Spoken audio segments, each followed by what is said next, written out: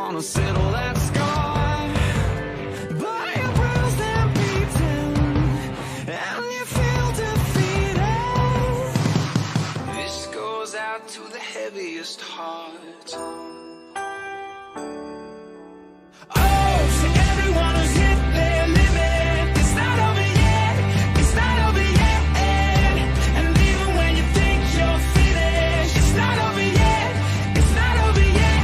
Keep on fighting, out of the dark into the light. It's not over, hope is rising. Never give in, never give up, it's not over. Yeah, whoa. Yeah, whoa. Oh, game, set, match.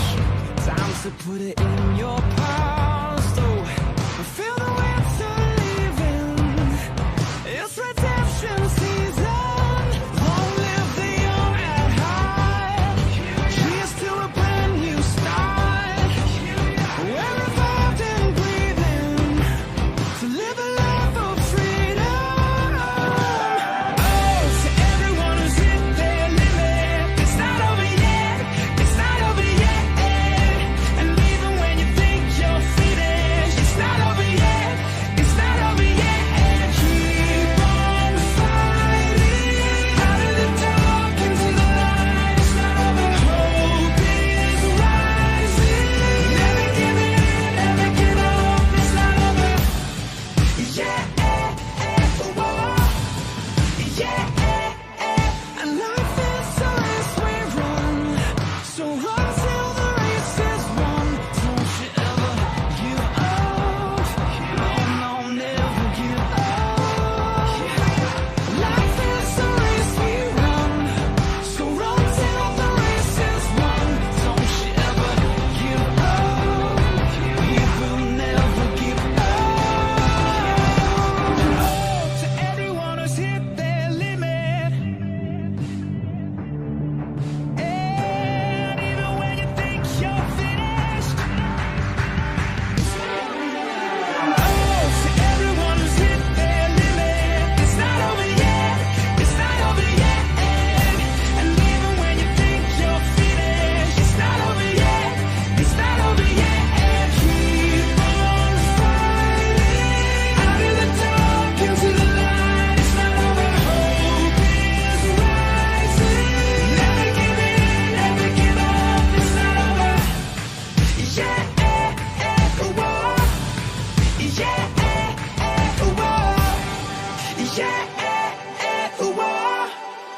Yeah, whoa. Oh, to everyone who's hit their limit, it's not over yet, it's not over yet. And even when you think you're finished, it's not over yet, it's not over yet. Keep on fighting, out of the dark into the light. It's not over, hope is rising. Never give in, never give up, it's not over. Yeah, whoa. Yeah, whoa. Oh, to everyone who's hit their limit, and even when you think you're finished. Oh, to everyone who's hit their limit, it's not over yet, it's not over yet. And even when you think you're finished, it's not over yet, it's not over yet. Keep on fighting, out of the dark into the light. It's not over, hope is rising. Never give in, never give up, it's not over. Yeah, whoa. Yeah, whoa. Yeah, whoa. Yeah, whoa.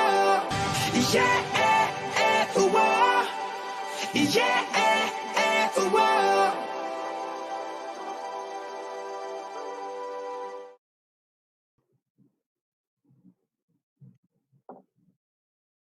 Hello, everybody.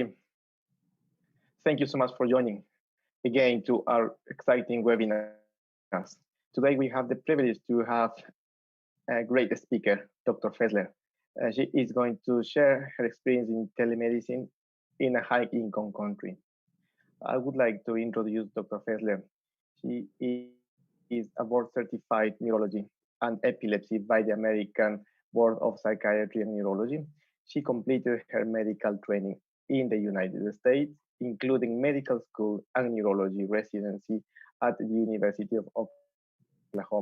This was followed by a 2-year fellowship in epilepsy at the Cleveland Clinic. This also included advanced training in epilepsy surgery. Dr. Fesler is a clinician and educator, and she completed a Master of Education in the Health Professions from Johns Hopkins University. At the moment, Dr. Fesler serves as the Program Director of the Cleveland Clinic Epilepsy Fellowships and the Director of the Year Second Neuroscience course for the Cleveland Clinic Lerner College of Medicine of the Case Western Reserve University. The learning objectives for Dr. Fesler's talk are going to be 2.3.1, that is communicate to patients and families and as appropriate.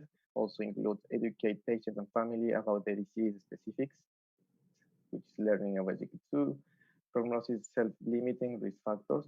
Also to educate caregivers about the clinical condition and its management, and also to recognize when to prefer patients of higher level of care. Dr. Jessica Fesler, thank you so much again for joining us, and we are very glad and very curious to listen to your talk.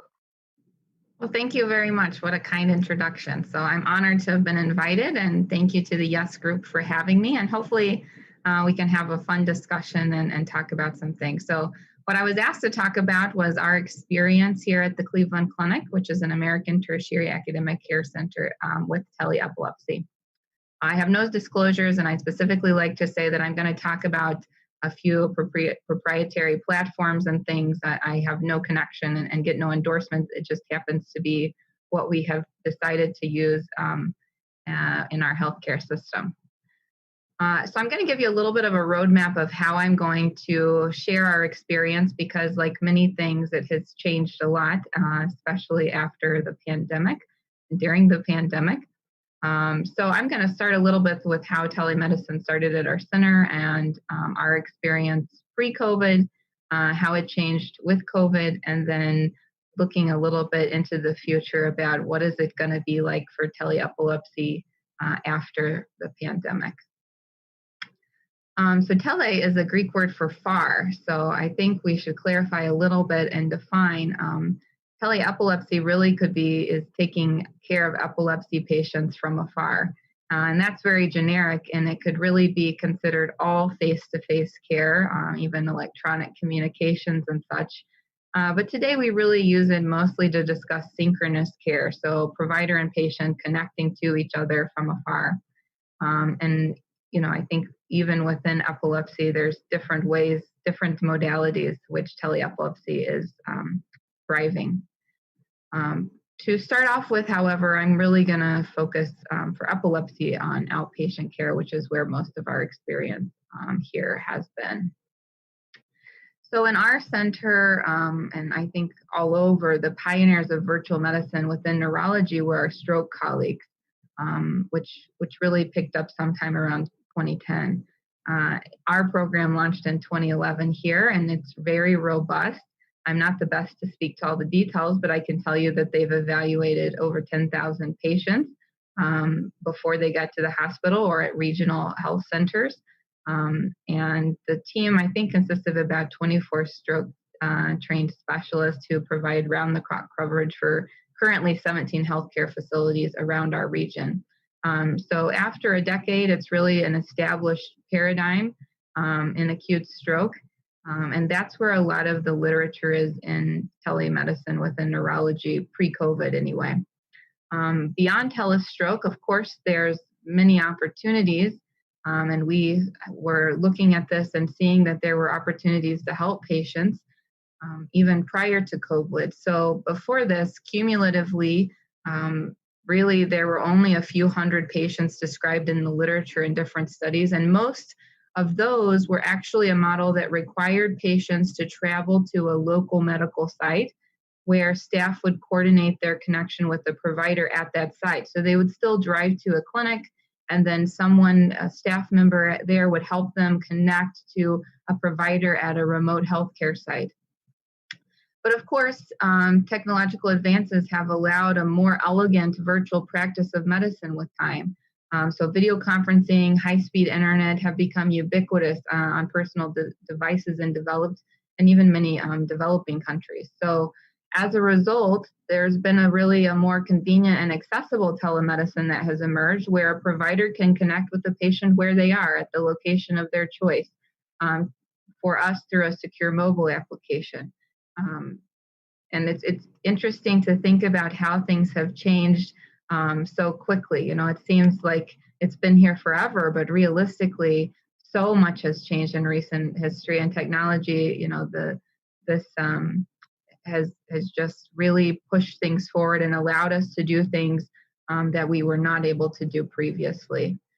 So I'm going to share our experience that started in 2017 using tele-epilepsy in the outpatient setting, and I'm going to share with you our model as it were. You'll see by the end of this talk that a lot of things have changed, but I think there are definitely some things we could learn from this experience that was happening in a normal pre-pandemic setting.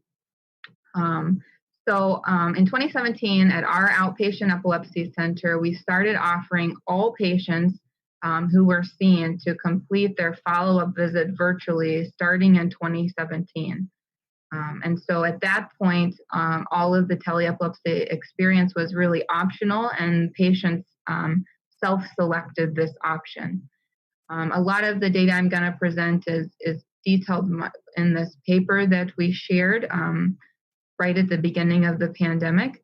Again, up until this, really, it had not been examined on a large scale, but we thought as the pandemic was kicking off, sharing our experience might hold some value for other centers as they were trying to grapple with how to do this. So we looked back retrospectively at our virtual visit database from January 1st of 2017 till the end of 2019, approximately 3 years.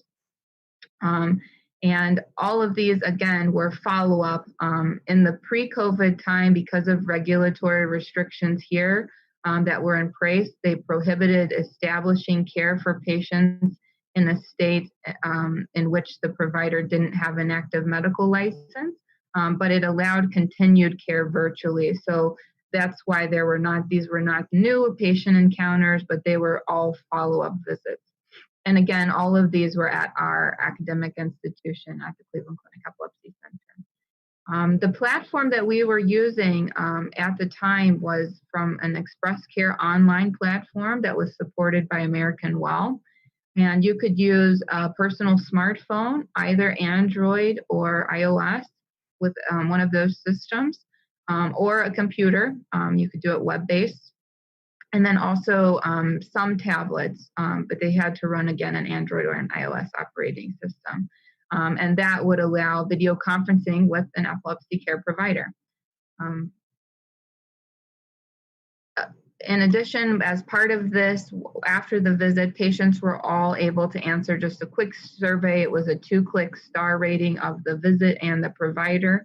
And so that was some of the data we had to look back as far as patient satisfaction.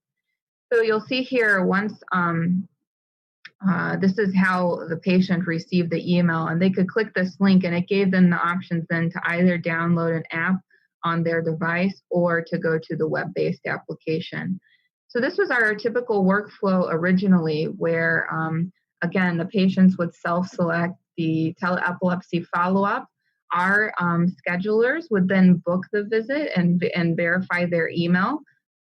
They would get that email instructions, and from there they would log on, and that would be their pathway. From our standpoint, once they were scheduled, it would show up in our electronic medical records system, but we would have to log into a separate platform to connect to the patient. So there were sort of 2 different systems in this, which was one of the things where we improved as things went along. And then, of course, we'd log on and meet with the patient. And then the next visit, they could choose either to do tele-epilepsy or to do in person, depending on the circumstances. So this is what that platform looked like, fairly similar to things that you've seen. It was, at the time, we wanted something that was a little more flexible. So some of the downsides that maybe limited our care in some ways is this was not an open door. So if someone lost their connection, or if you needed to step out or something, you could not leave the visit and re-enter it, and neither could the patient. So if either party left or got disconnected, unfortunately, the whole thing had to be restarted. Another appointment had to be scheduled, which was a little limiting. Also, we work in an academic center, so part of the mission is training other students, medical students, residents, fellows. And so it was a little rigid as far as inviting them. You could invite them, they would have to click on by email, but again, they couldn't enter before the person who owned the visit, which was the staff physician. So just a little bit inflexible, but otherwise did well, and definitely you could care for people using it. So giving you just a snapshot of what we did pre-COVID, we were really proud of these numbers, but you'll see now they're not very impressive compared to what we're doing now. But still, in that 3-year time frame, we saw over 2,000 unique patients. They did about 3,700 virtual visits, and this is our map of the United States. Our center sits in Cleveland, Ohio. It sits right around here. So you can see that although there's a lot around here, that really we saw people from all over the country. Because of regulations, we did not see anyone outside of the country. So these patients resided in about 43 of the 50 different states.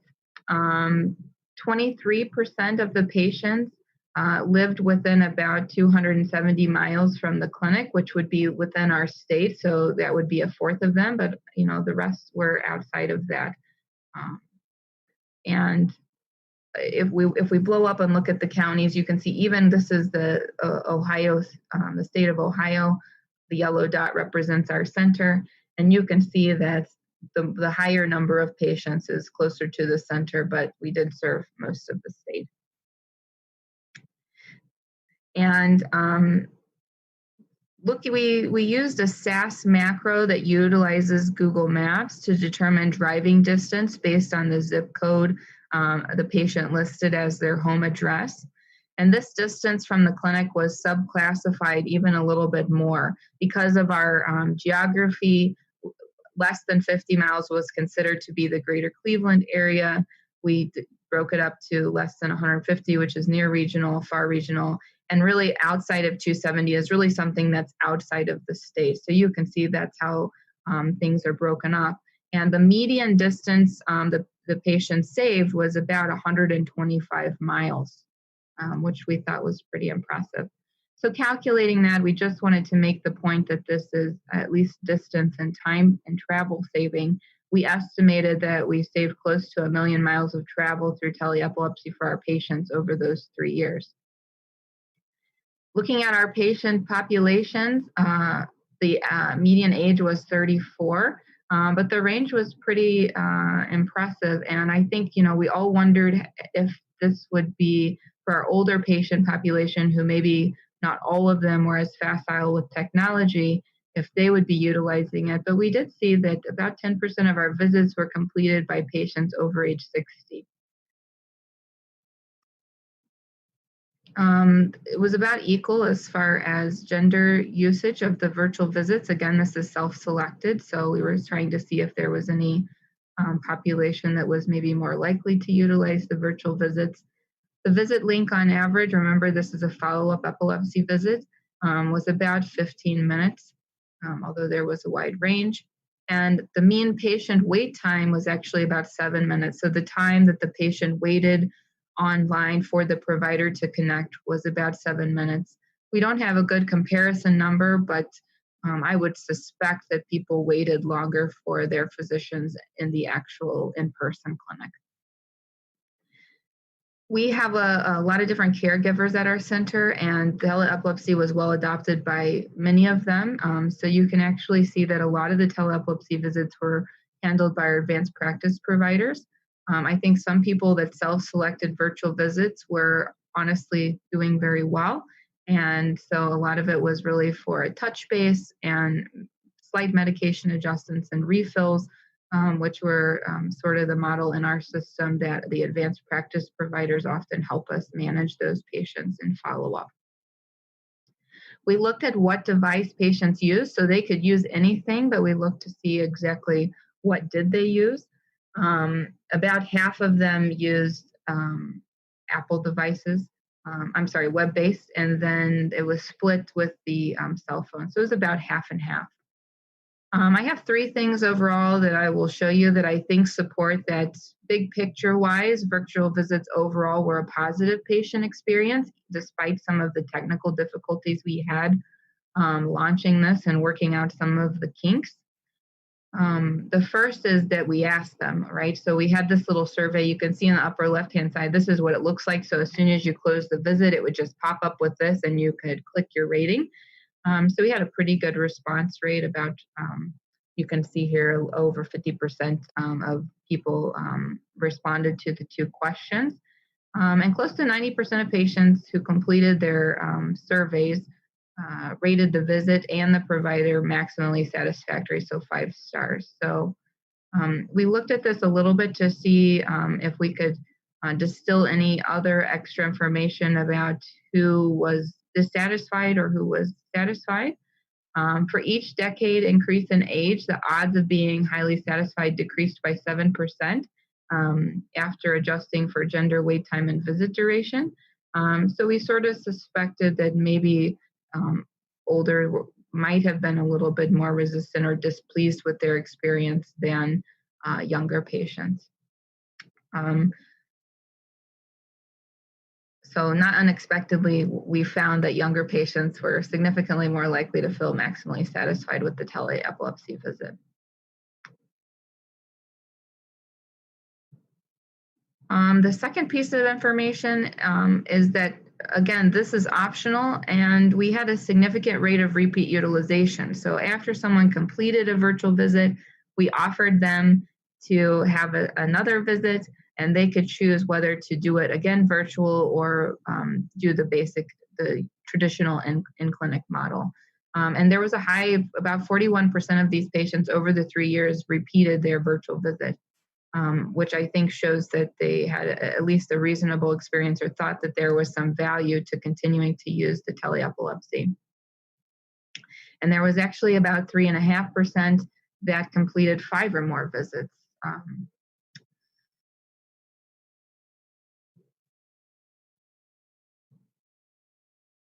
We also found that the average duration of the first clinic visit was longer in patients who repeated their visits. So those who had longer visits were likely to repeat their tele-epilepsy visits compared to others. The difference was really 15 minutes, a median of 15 minutes versus 13 minutes, so not something super impressive.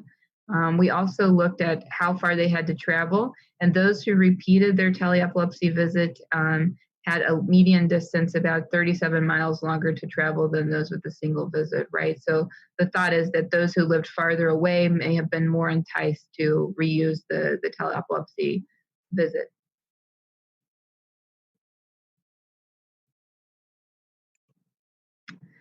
The third thing to support that overall it was positive was really how this, both from I would say a provider and a patient standpoint, is the sustained demand during the study period. So well before the pandemic, we saw that this really took off and started to grow, and there was a consistent and steep increase in demand for these tele-epilepsy visits. So we felt even before that this was something that had potential for quick adoption and scalability.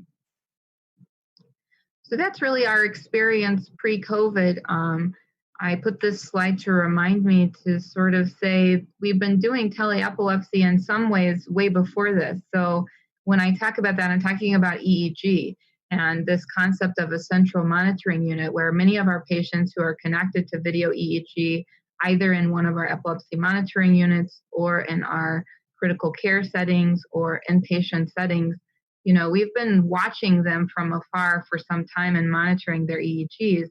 And same thing from the physician side, reading EEGs from home, so that's been a capability for many years and really has been our care model.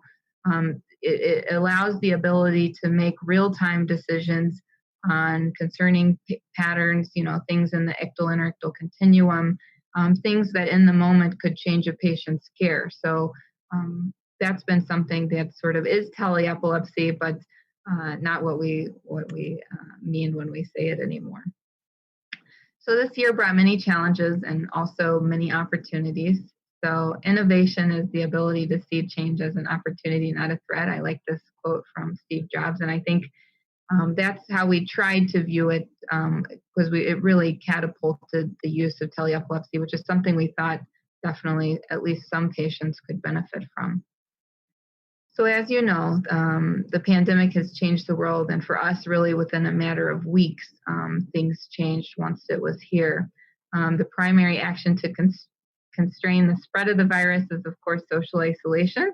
And so given this public health principle, we all had to reconsider the indications for face-to-face healthcare encounters. So we had to decide what was worth doing in person and when that risk was worth accepting. So overnight in America, really a lot of centers started this process of trying to adopt telemedicine as quickly as they could, especially for outpatient care. And so these tele-epilepsy outpatient visits really catapulted to the front to reduce risk for both patients and caregivers. So in the context of the pandemic, the one thing that really changed and helped was payers were more accepting of tele-epilepsy, which was one of the major challenges. So the administrative, regulatory, and reimbursement barriers that existed before the pandemic were very quickly removed, which allowed really widespread adoption in a feasible way for many health centers in America.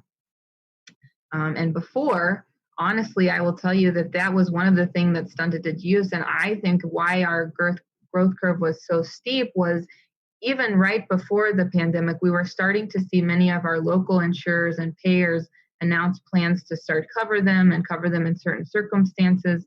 And it's no doubt that COVID really dramatically accelerated changes, but changes that I would like to say were already happening and why we were seeing some of the rise just before. Also, patients were more accepting. I think there were always patients that were a little skeptical of doing care virtually.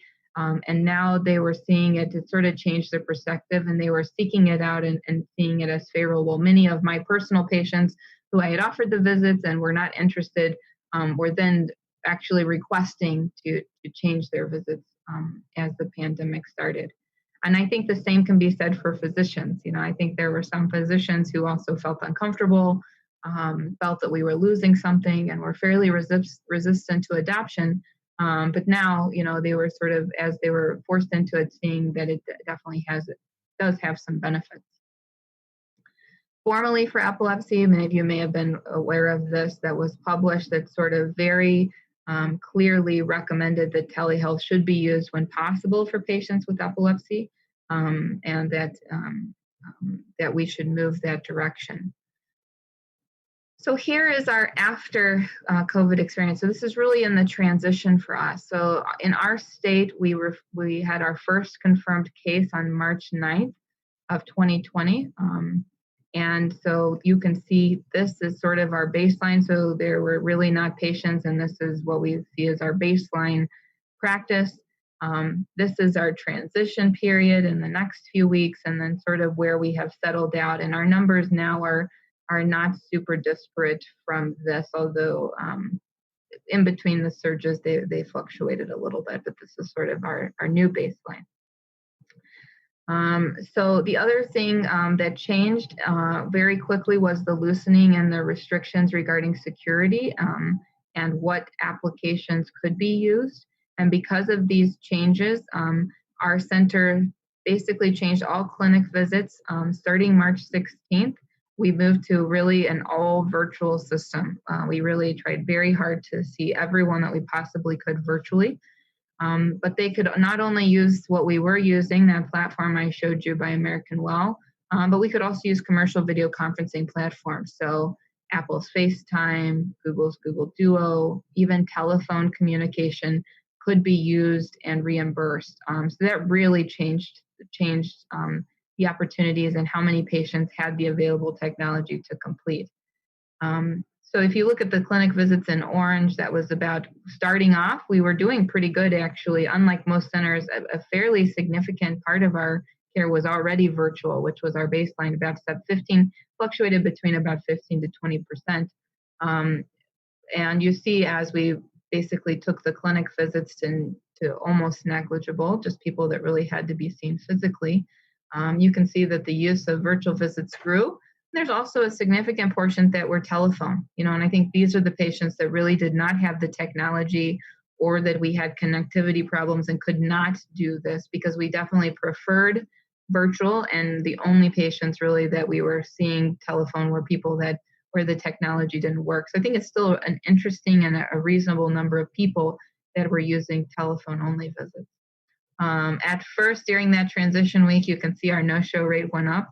This may in part be administrative, right? Because all of these patients had scheduled visits, many for many, many months. We were having to change them, and so not all of them could probably be contacted. But afterwards, we saw that our no-show rate was very similar. And looking at bigger data over the year, I think it's actually a little less than the in-person clinic rate. The no-show rate has averaged about 11% at our center. And our typical number prior to that hovered around 13 to 15% no-show rate. So I pulled this data for you just so you could sort of see what our visits looked like in 2020. So again, the pandemic really hit us here. So you can see we had some, but very quickly things took off and really converted and have been sustained. And even our number for January is really going to be about this. So we've really stood here.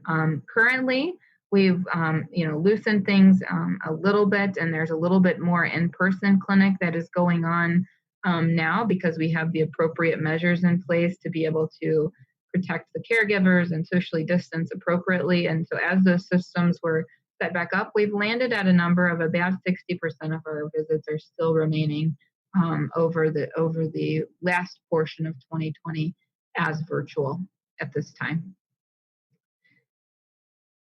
So, I will say that we weren't using much other than what I told you with the remote EEG monitoring. We weren't seeing patients using telemedicine much in the inpatient setting.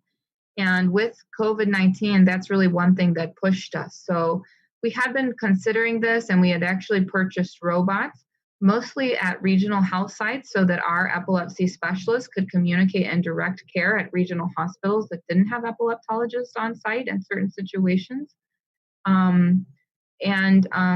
We utilized those that we had. As you can see here is Dr. Najm from our center, and you can see, these robots that allow the provider to connect to an app and see the patient in the room, and you can roll these around with staff to see patients where they are. We use this to minimize the size of the rounding team initially, so that people, we could still reap the benefits of engaging with the whole care team and having our pharmacists and trainees and involved in the care, but reduce the number of people actually in the room, but they could still be part of the conversation that was going on. On our epilepsy units, we do actually have some rooms that are wired to be connected through the TV and a camera. So it displays a much larger image. It's the same TV that the patient uses to watch while they're inpatient. But it's nice to, if you need to talk to someone at an hour that's, that you're not still at the hospital, to discuss disposition plan changes or answer questions before discharge, or even in critical situations to sort of help the care team make the appropriate decisions in an emergency. I think all these things are ways that we could leverage tele-epilepsy in the future, even to benefit us in the inpatient setting and take better care of patients. So I wanted to discuss some barriers, some challenges as the pandemic rolled out for us. I'm sure many people, many places experience similar things. But what are the challenges as we move forward? And I think I already alluded to the first one, which I would like to discuss, which is access. So although tele-epilepsy narrows some treatment gaps, I think in some ways it creates others. Our described model doesn't reach all patients. It really discriminates against those with low socioeconomic status. It excludes anyone who doesn't have access to high-speed internet or personal smart devices. Obviously, telephone is how we sort of bridged that out of necessity in the pandemic. But I think the point is there are some that, although it brings access to some, I would say, especially for me, one of the patient populations I felt I've perhaps been able to provide better care for is those in group homes or skilled nursing facilities or nursing homes, where really transportation to the center was prohibitive as far as frequency of visits. Being able to talk to the people that were actually seeing the patient and taking the care of the patient was difficult. They would also often come with a transporter who did not know them, didn't know anything about their seizures, and you were relying on paperwork, and it was hard to sort of track people down by phone. Seeing them in their environment with the healthcare providers that can stay there and still take care of the other patients in those settings, but also be engaged in planning and making a plan. I really feel it's helped some. But at the same time, there are patients who don't have those abilities to connect. And I think there have been patients who have not had as close a follow-up as they would if the option of in-person visits were there. The other thing is, obviously, there's inherent limits to tele-epilepsy in its current state. You know, you cannot do lab tests and neuroimaging and EEG remotely, and even some, obviously, our pre-surgical evaluations and surgical management still require travel to our tertiary center. Pre-COVID, our center was using tele-epilepsy a lot to discuss consensus recommendations from our multidisciplinary surgical conference. So we'd really found that this was a really nice way that we could squeeze in a quick visit virtually to decrease the patient's wait time to hear results. They're often very anxious to hear these, so we could, you know, have our conference while things were all still fresh on our mind, very quickly touch base with the patient. And we found that it actually expedited their surgical management. You know, they would have the information, they could make their decision, and we could get them scheduled sooner. So it really allowed us to be able to coordinate their care to reduce the number of required visits or length of stay for patients who were traveling to our center for advanced surgical evaluation and management. Other challenges I can say, especially as we transitioned in the beginning of the pandemic, were administrative. So, you know, these things don't just happen. The scheduling and rescheduling and the transition was a lot of work. And as we changed, we actually transitioned our platform during the pandemic, which I'm going to show you. But troubleshooting technology, you know, I think what we learned was ideally you have to have a system in place where connectivity can be tested. Otherwise, you don't maximize your efficiency. You spend a lot of time with patients not being able to connect or being able to connect late. So having someone that can call the patient, troubleshoot the connection, ensure it works, discuss with them, it really has been part of the system that we've learned is a necessity when you're utilizing tele-epilepsy. Our first platform, as I discussed, you know, part of the issue was we really, as we adopted this and it was the majority of our clinical practice, we needed a platform that could integrate with our electronic medical record. There were issues with sustaining the volume. And as we talked about, we needed something that was more flexible, that you could sort of hit an open door, you could enter and re-enter. And that is especially true with trainees. So in that regard, we moved to, this is our EPIC, our electronic medical record system. And so we started using a Zoom platform that was integrated with this. So you can see the patients are scheduled. This is where I would type their notes. And if I click this little button, the next thing that happens is it pulls up basically what is a Zoom screen. It asks you if you want to connect to video. It'll tell you who is connected. And people who have your shared electronic medical record can enter. So for us, that was very nice. I could have sort of resume the traditional model where our trainee would go and see the patient first and then relay the results to me. and we would discuss the patient either in front of the patient or together before, and then go back in and finalize the plan of care together. So it allowed a lot more flexibility of going in and out, similar to a regular patient room where you can enter and leave and do those sorts of things. And they could easily just access it from there. You didn't have to send them extra invites. For us, we often pull in other members of our team to discuss with the patient when needed. So pharmacists or our schedulers who help to coordinate pre-surgical evaluations.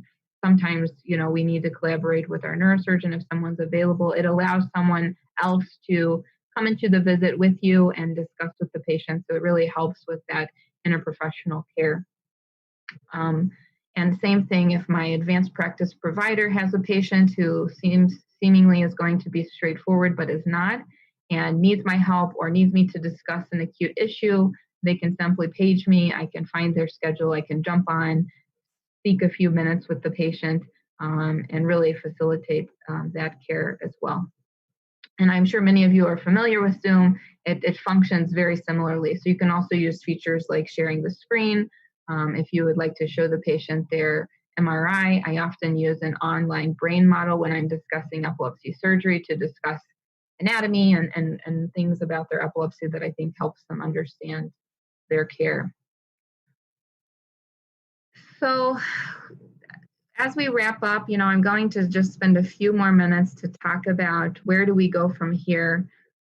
Although quick policy changes during the pandemic have greatly facilitated our swift teleneurology adoption in America, I think the continued success really depends on what are the long-term changes going to be and where does the regulation and costs go. So I think in part it's up to us to decide. The pendulum has clearly swung one direction during the crisis, and we have to decide how far it goes back in the other direction.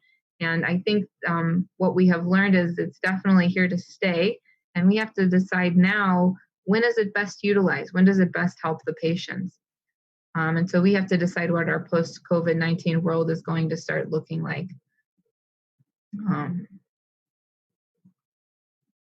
So I like this phrase, which is the title of this article published in Neurology. If you're interested, it's a great review of in all the different subspecialties and disciplines, what literature was there, really pre-pandemic. So you can see who's using what and what studies are there. It's a very comprehensive review. I highly recommend it. But I like their phrase, teleneurology is neurology.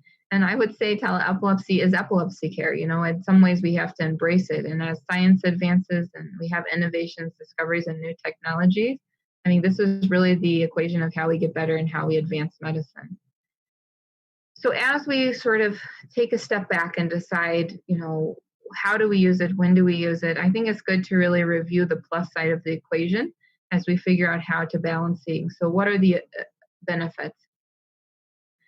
So I think a lot of this is intuitive. I think in some ways tele-epilepsy provides convenience for providers and patients, but it's maybe especially relevant and beneficial for people with epilepsy for these reasons.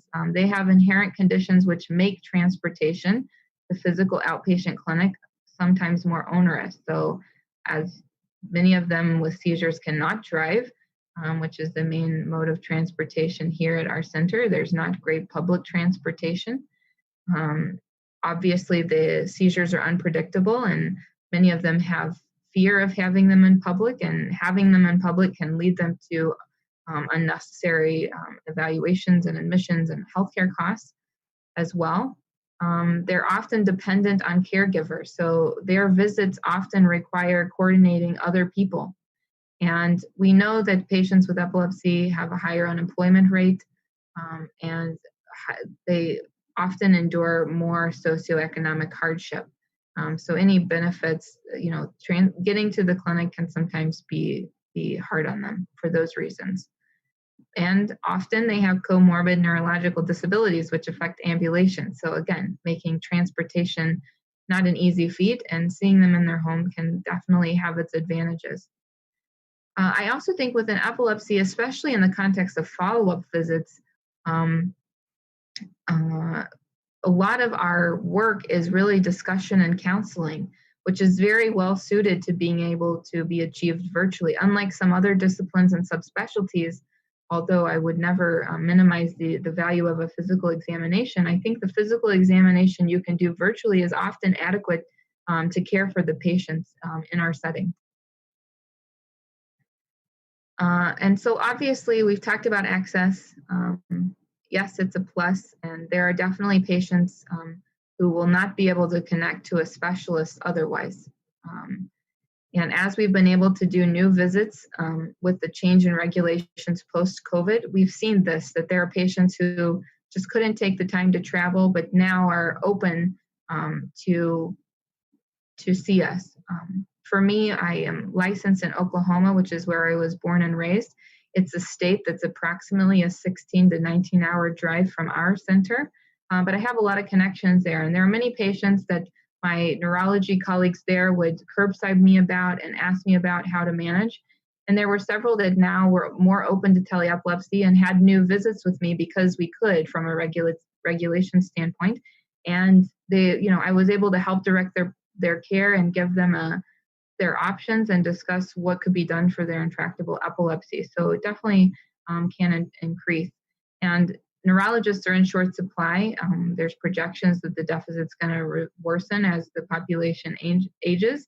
And I think access to subspecialists can potentially be even more problematic. So this could help us solve that problem in some way to serve as a bridge that at some of our centers where there's specialists, we can reach places where otherwise the patients just would not get the care.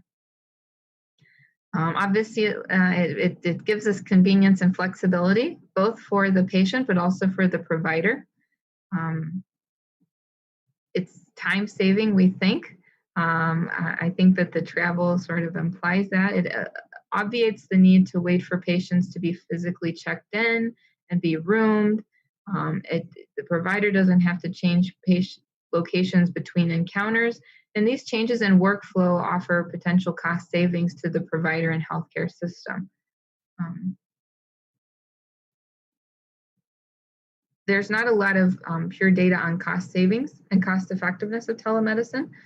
There are some studies that show cost reduction, but most of them don't have the best investigation design. So definitely, I think, an area for the future that we should show really what is the benefit and where can we leverage the most cost effectiveness as well. So I think overall what we've learned is that tele-epilepsy is feasible and sustainable on a large scale. This has been forced by the pandemic, but we sort of figured that out even before. But now we have to decide where to judiciously use it. I think when we think about the negative side of the equation, the thing I hear the most is, are we losing the human connection?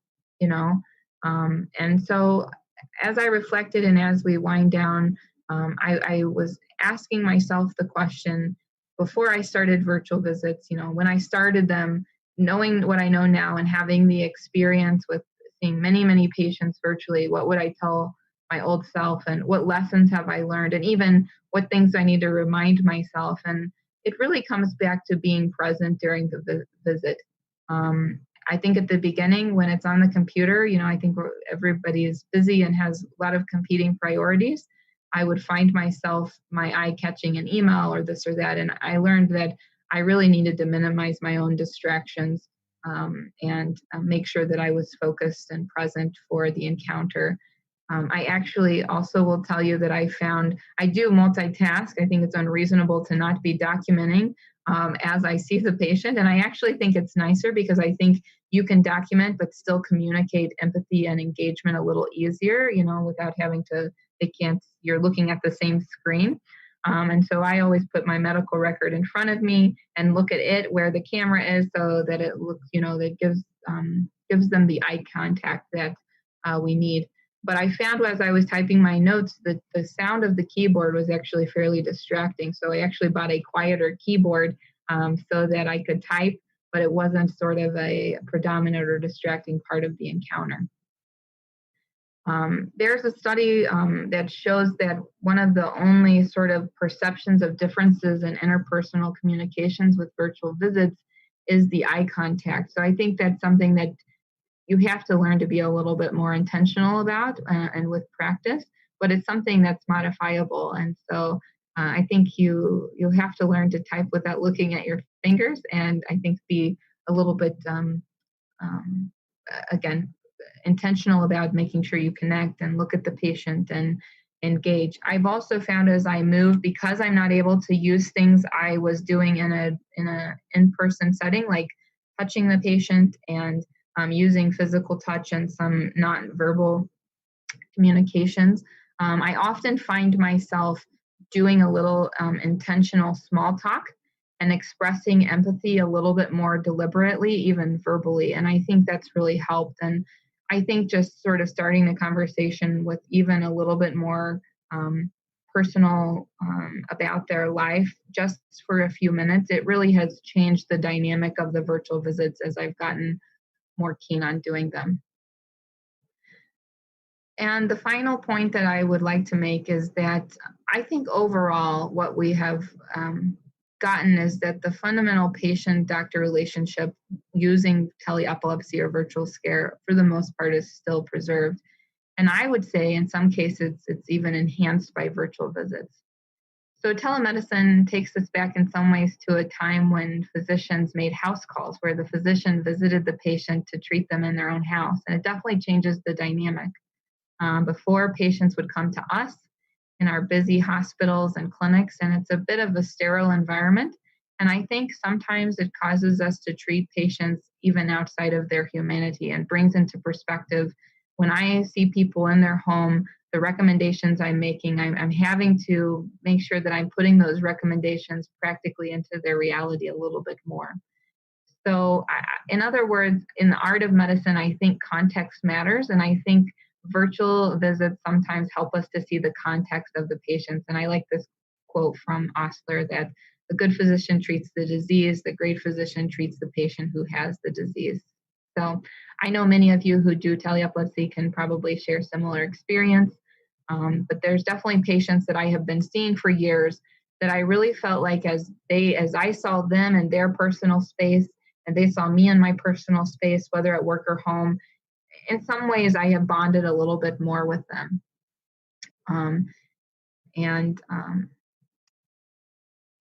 I don't know what the future of tele-epilepsy looks like. I think the future is what we make it. If we wish our practice, I think as we move forward, if we want our practices to be evidence-based, we're going to need to do more studies and investigation to really understand who benefits from a healthcare cost perspective, who benefits from an outcome perspective, who appreciates it as part of their patient experience, to identify our best practices, the ideal patients to use it. I think we're still not there, and we need to do some more work on figuring that out. The challenge of the last year has brought opportunities for innovation, but overall, I think it's opened people's minds. And I think if we take a step back and look how the practice of medicine has changed over the last century, though we haven't always gotten it right, it's really technology and innovation that's moved us forward and allowed us to take better care of the sick. And I think it's our duty, as we've done for many years, to continue to leverage technology to the benefit of our patients. So with that, I'd just like to thank my team. I feel like a bit of an imposter presenting the work of so many different people that I've taken really overall a small part in. So I have to credit all of the caregivers at the Cleveland Clinic Epilepsy Center who adopted telemedicine several years before they had to, and always being open to innovation. So with that, I'm open to any questions, and I suspect we have much to learn from each other. So I'm open to comments or questions or different perspectives.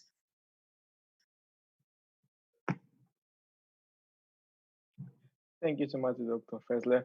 This was an excellent talk.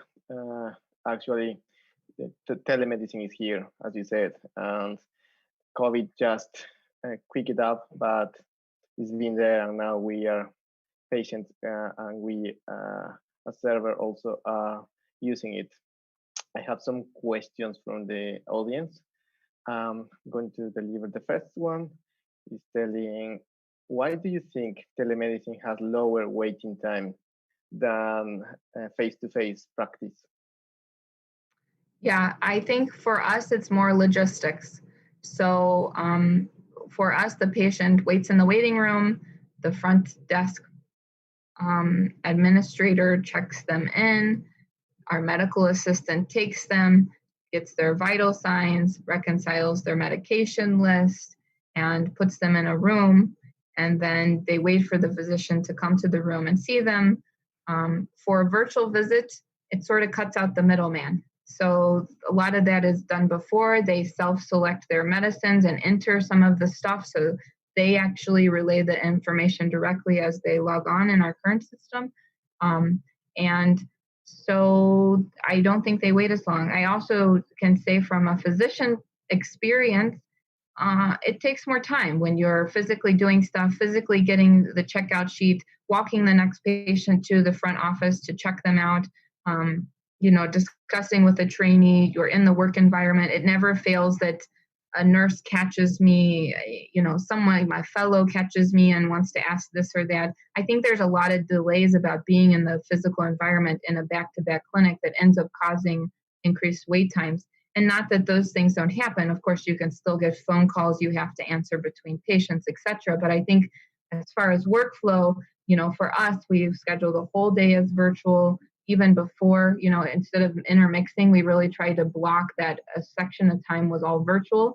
So you could really just see a patient, take care of them and move to the next one. So I really think that the patients were waiting less long, because also we changed what we did, for a physical visit. The Cleveland Clinic is a very large place with many parking garages and many buildings, all labeled with letters that make no sense. So often we had to have a buffer of when we told the patient their appointment time was, so that they were not late to keep the providers on schedule. So they were given a time to show up, to be checked in and all of these things, but inherently that's not when they were actually scheduled for, so there was an automatic wait time. With virtual visits, we tell them to be on 5 minutes early, but realistically, they know they're there early, and as soon as they're on, we can see that they're on. It's immediately messaged to our devices, and you can see it on the screen, and so then you can see them. So I think the logistics of being in person and all the changes and just being able to virtually move from one to the next decreases patient wait times. And I can say in my own practice, I've felt this. I think I'm having to apologize to people much less frequently for my delay. Okay, that makes a lot of sense. There's another question. Do you have any clinical indicator that shows that telemedicine has the same level of care compared to face-to-face appointments? Yeah, the answer is no. It should be looked at.